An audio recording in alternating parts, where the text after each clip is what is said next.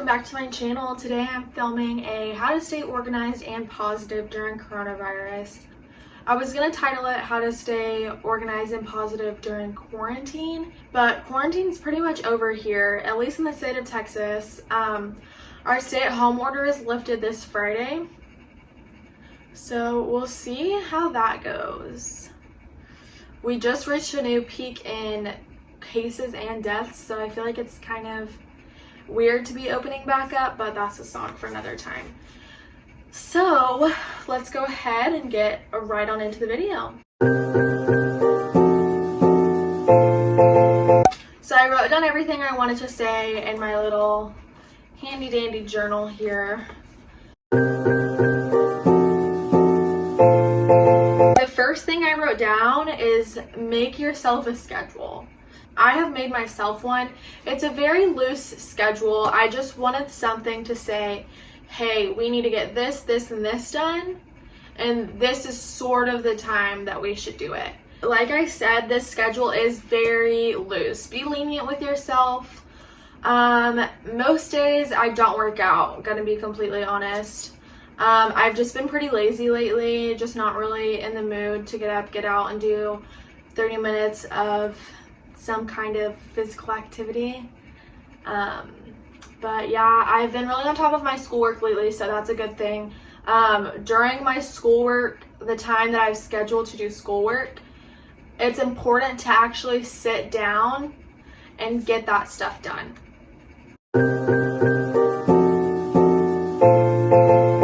So the next thing I have is write down due dates for each week. So I have a planner.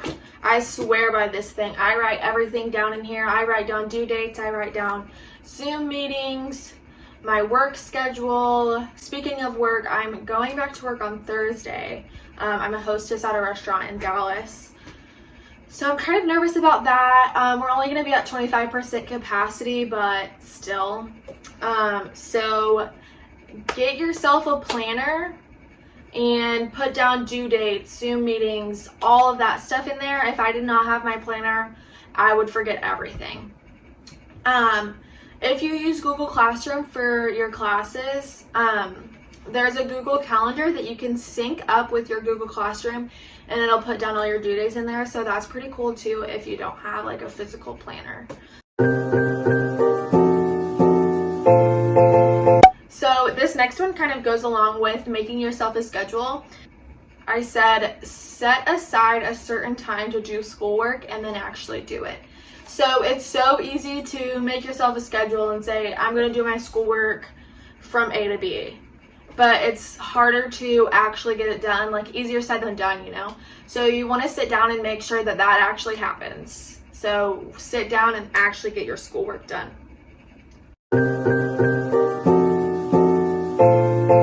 While you're working, my next point is work somewhere besides your bed. It's so easy to just lay in bed and sit here and just be on your laptop and be comfy. It actually makes you way less productive. Your brain is in this mindset when you're in your bed that like it's time to relax. So getting up and going to the kitchen table, or if you have a desk in your room, and sitting down and doing your work there is a much better option than just laying in your bed and doing it.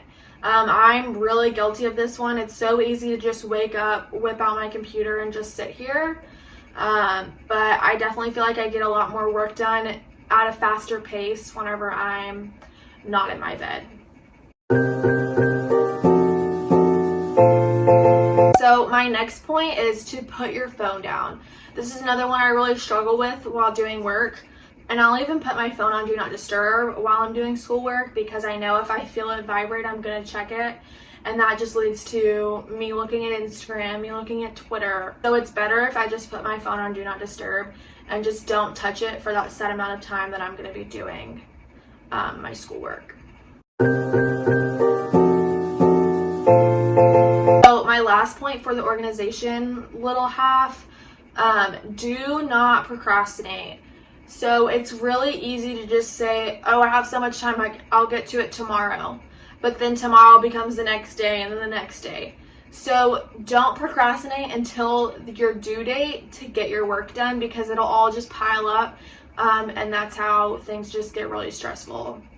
So I've actually done really good with that this week. Most of my assignments are done for this week. I have one math assignment that's due on Friday, and it's Wednesday.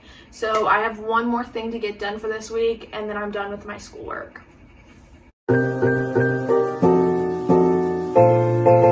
Moving on to the positivity aspect. The first thing I have is have some sort of creative outlet. I love reading, I love painting, I love baking, and those things give me something to do other than just sit around and watch Netflix or watch YouTube. It's really good to have something else to do. It's really good for like brain stimulation, especially reading. My next point is go outside at least once a day, especially when it's a beautiful day. It is so nice outside right now. I'm definitely going to go out there and read and lay out. Vitamin D is so good for your serotonin levels.